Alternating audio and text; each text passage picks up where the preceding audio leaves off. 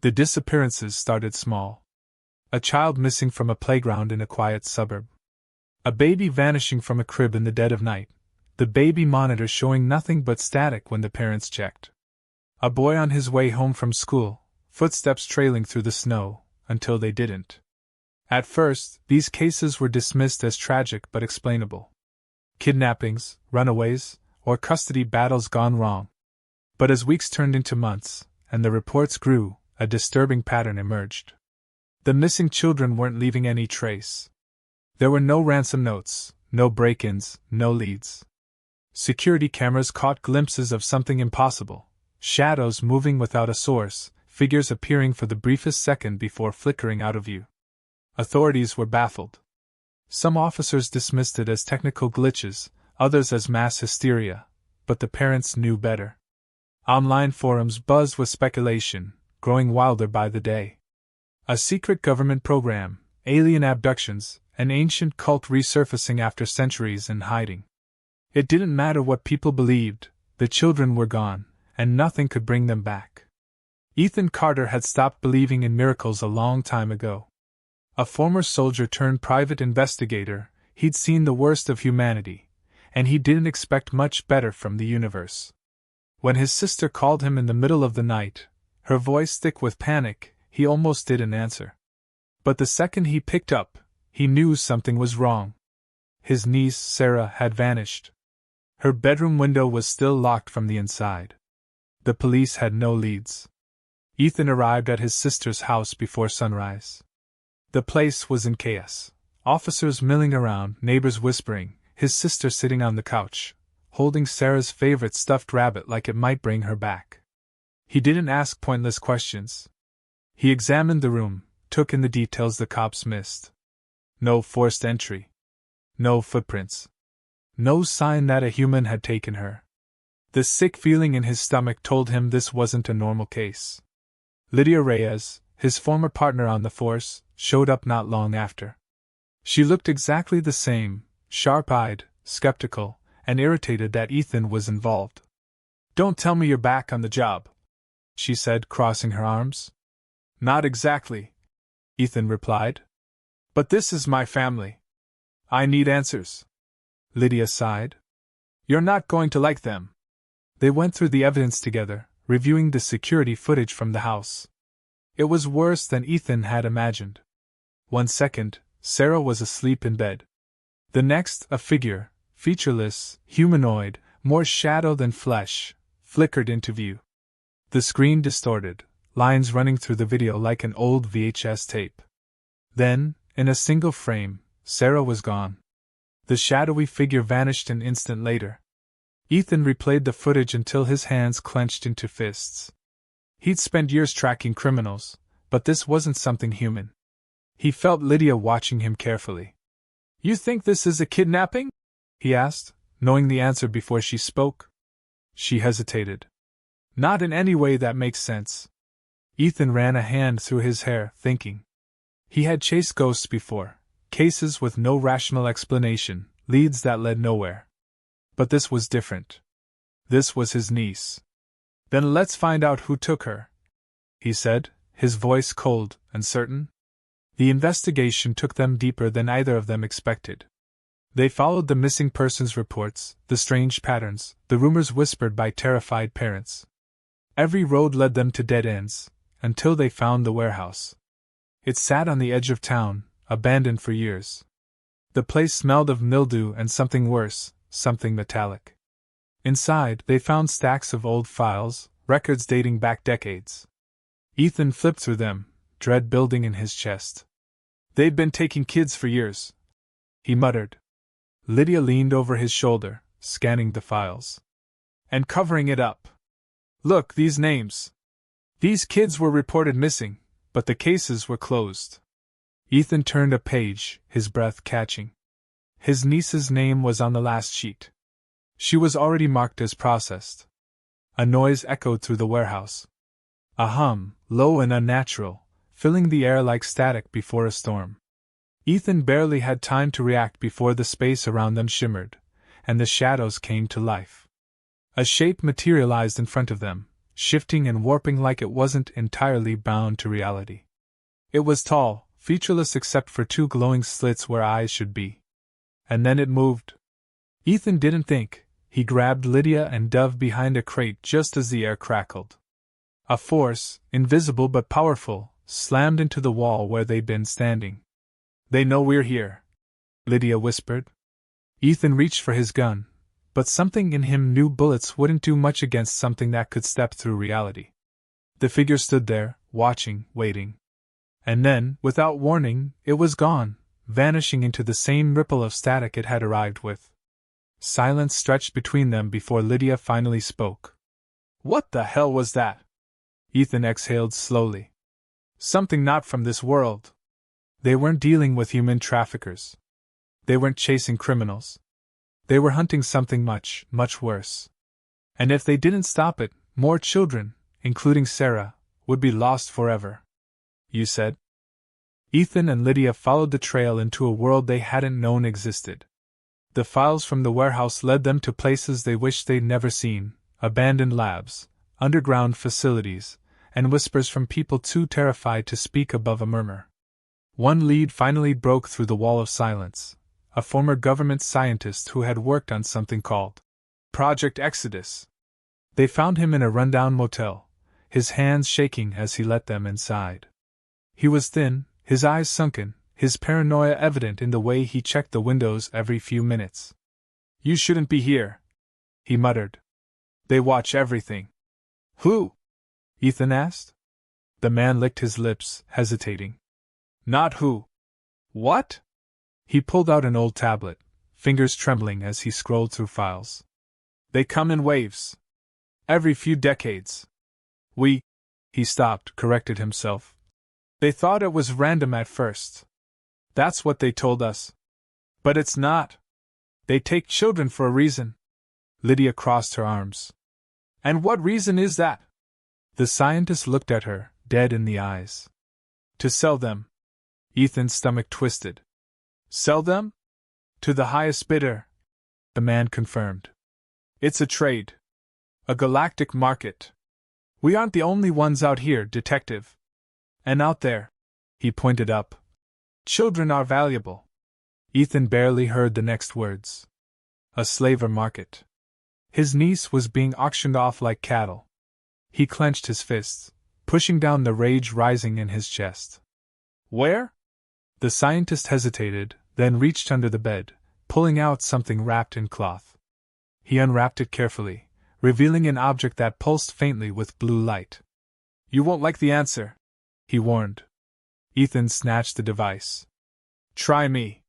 It turned out, getting to the market wasn't the hard part. Surviving it was. The scientist's device wasn't just a locator, it was a transporter. A piece of stolen alien technology designed to send people directly to the hub of the trade network. It worked on a biological trigger, meaning Ethan and Lydia couldn't just set coordinates like a sci-fi movie. They had to take a leap of faith. Lydia hesitated before stepping into the circle drawn on the motel floor. "I can't believe I let you drag me into this." Ethan smirked. "You'd be bored without me." The scientist activated the device, and everything shattered. 1 second, they were in the motel. The next, reality folded in on itself. They landed hard, gasping for air in a world that smelled of oil and metal. The air was thick, humming with unfamiliar energy. Around them, towering structures stretched into darkness, and creatures, some humanoid, some distinctly not, moved in organized chaos. Ethan helped Lydia up, glancing around. The marketplace was alive with the sounds of bidding, haggling, and the occasional inhuman growl. Stalls were lined with cages, some filled with rare animals, others with something far worse. Lydia's breath hitched. "Oh my God!" Human children. Ethan didn't hesitate. He moved, his body operating on instinct, blending into the crowd as he scanned the captives. He didn't see Sarah, but he saw others, dozens of them. Some crying, some too frightened to make a sound.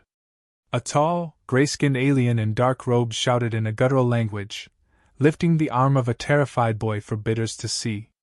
Lydia grabbed his arm. "We need a plan." Ethan's jaw tightened. I have one. Lydia sighed. Please tell me it's not punch our way out. Ethan didn't answer. It was supposed to be a simple infiltration. Blend in, gather intel, find Sarah. But nothing in Ethan's life had ever gone according to plan. They moved through the market, staying close to the shadows. The traders were organized, their security airtight. Any attempt to take a child would result in instant retaliation, and from the looks of the guards, some armed with weapons that pulsed with energy, they wouldn't stand a chance in a direct fight. Ethan watched the slavers carefully. The one running the auction had an earpiece, speaking in clipped tones as he gestured toward the children. He was waiting for something. Then Ethan saw it, the ship. A massive vessel hovered above the marketplace, sleek and silent, its hull marked with alien runes. Every so often, a new child would be brought out and lifted into the ship, disappearing inside. That's where they're keeping them, Lydia whispered. Ethan exhaled sharply. Then that's where we're going. Getting on the ship was easier than expected. Getting back off would be the problem. They waited until the next round of captives were being loaded, slipping past distracted guards into the lower cargo bay. The inside was worse than Ethan had imagined. Rows of containment cells lined the walls, each glowing with energy fields.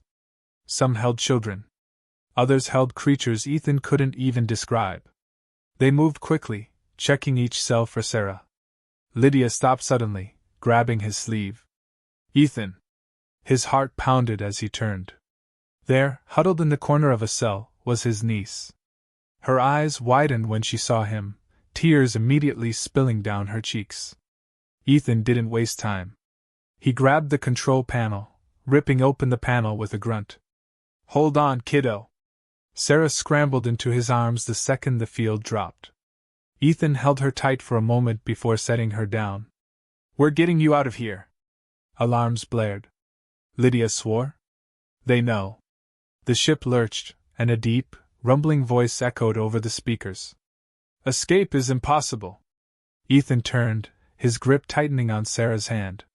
The real fight was about to begin. Ethan pulled Sarah behind him, scanning for exits. The cargo bay was a maze of metal walkways and containment cells, the red glow of the alarm lights casting eerie shadows along the walls. Heavy footsteps echoed in the distance. Guards were coming, and fast.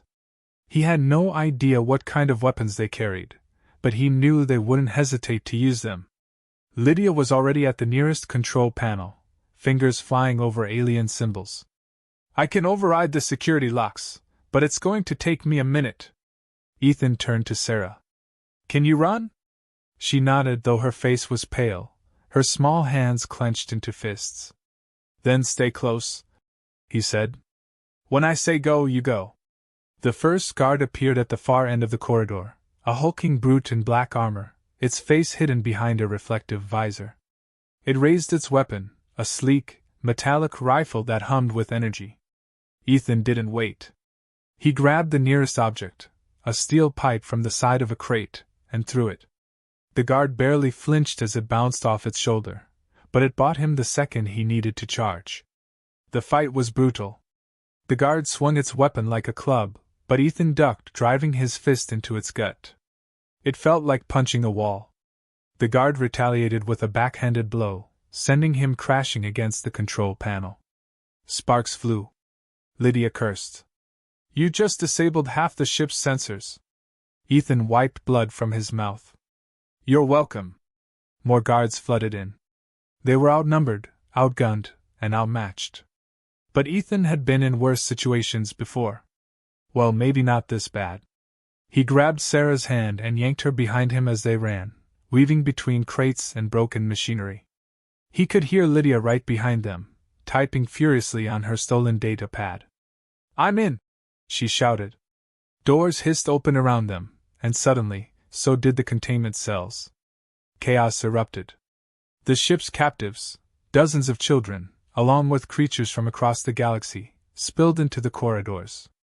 Some ran, others fought. The slavers lost control instantly, struggling to contain the rebellion. Ethan turned just in time to see one of the older children, a boy with dark eyes and a defiant stance, punch a guard straight in the jaw, knocking him out cold. "Remind me to recruit that kid," Ethan muttered. Lydia was already dragging Sarah toward the nearest maintenance hatch. "Come on! Before they recover!" They squeezed through the narrow passage, climbing up a series of metal ladders. The ship trembled beneath them, warning sirens blaring louder. Ethan had no idea if it was from the riot or something worse, but he didn't plan to stick around to find out. The escape route led them straight to the command deck. It was empty for now. The pilot's chair sat in the center, surrounded by a glowing interface that pulsed with energy. Lydia swore under her breath. "We're not flying this thing, are we?" Ethan grinned. "We are now." The laughter died in his throat as the main doors slid open.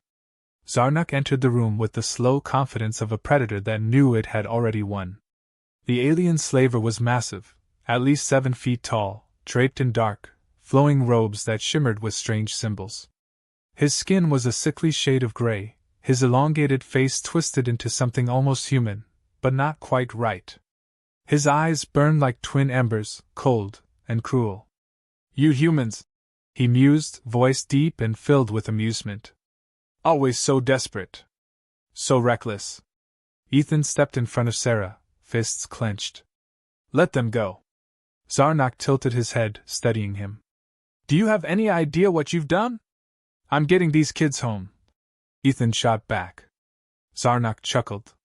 "You think you're the first to try? The first to fight back?" He gestured to the screens behind him, where the chaos of the ship played out in real time. Slaves fighting for their freedom. Slavers struggling to regain control. "This is bigger than you, human." Ethan didn't care. He lunged. Zarak moved like a phantom. 1 second he was still, the next, Ethan was crashing into the ground, gasping for air as invisible force wrapped around his throat. Lydia grabbed a nearby console, frantically pressing buttons. The ship lurched as systems failed, causing Zarak's grip to falter. Ethan took his chance. He surged forward, tackling the slaver with everything he had. They crashed against the control panel, sparks flying as Zarak roared. The ship spiraled. Ethan barely registered the warning alarms, the flashing red lights. His only focus was Zarak's grip tightening around his throat again, lifting him effortlessly. "I could break you," Zarak mused. "Easily." "Yeah?" Ethan rasped, reaching into his pocket. "Then you should have done it faster." He pressed the stolen detonator. Zarak barely had time to react before the explosion rocked the ship. Ethan had placed charges in the lower levels, the ones he'd stolen from the armory mid-escape. They weren't strong enough to destroy the entire vessel, but they were enough to rip a hole in the hull. The airlock alarms shrieked. The vacuum of space pulled. Ethan grabbed onto the nearest handle just in time. Zarak wasn't as lucky.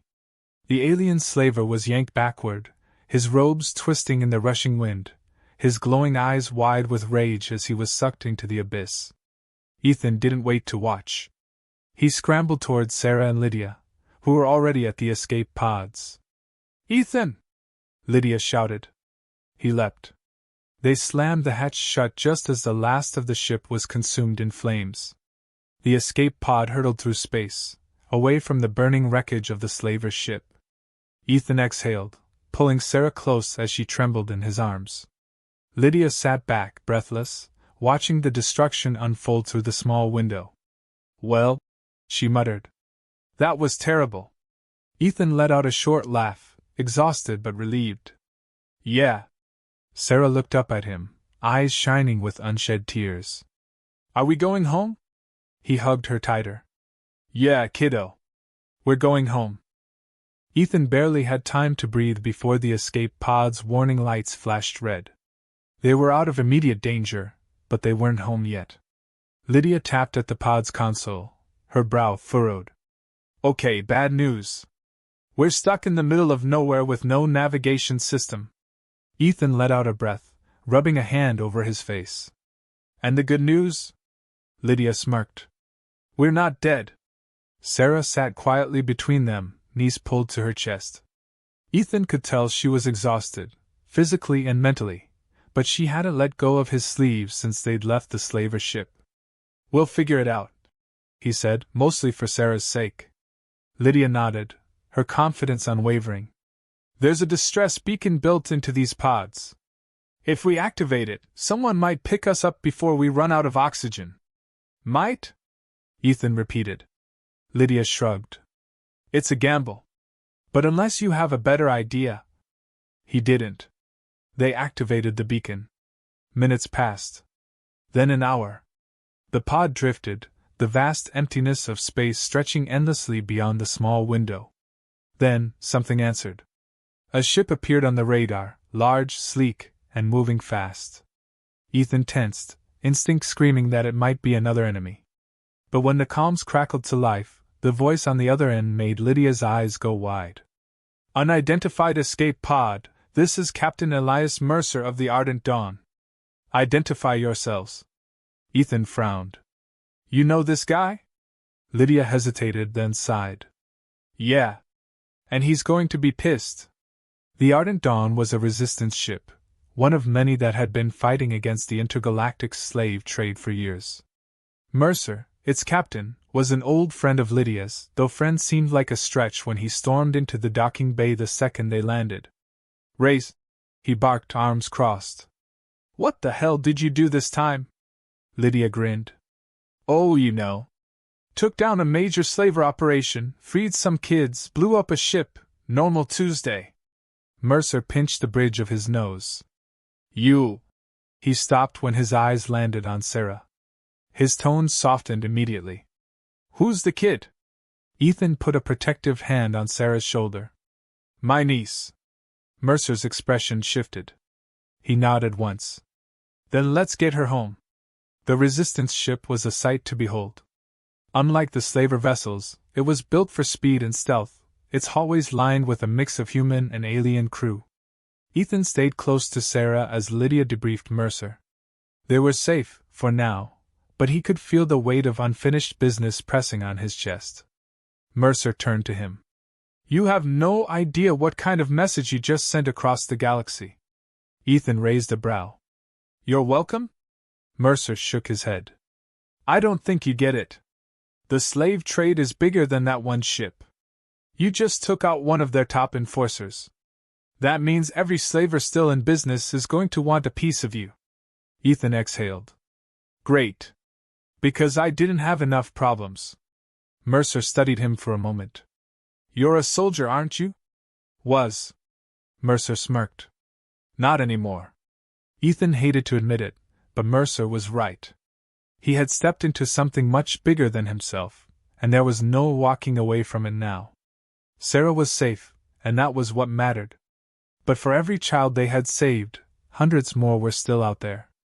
And as much as Ethan wanted to take Sarah home, to pretend this was over, he knew the fight was just beginning. Lydia caught his eye from across the room. She knew it, too. Ethan sighed. "I'm gonna regret this, aren't I?" Lydia grinned. "Absolutely." The world didn't know what had happened. The return of the missing children made headlines across the globe, but the official story was a mess of half-truths and government-approved explanations. Human trafficking ring dismantled. Children found after months of captivity.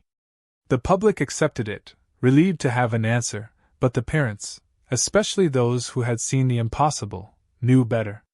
Ethan watched the news unfold from his sister's living room.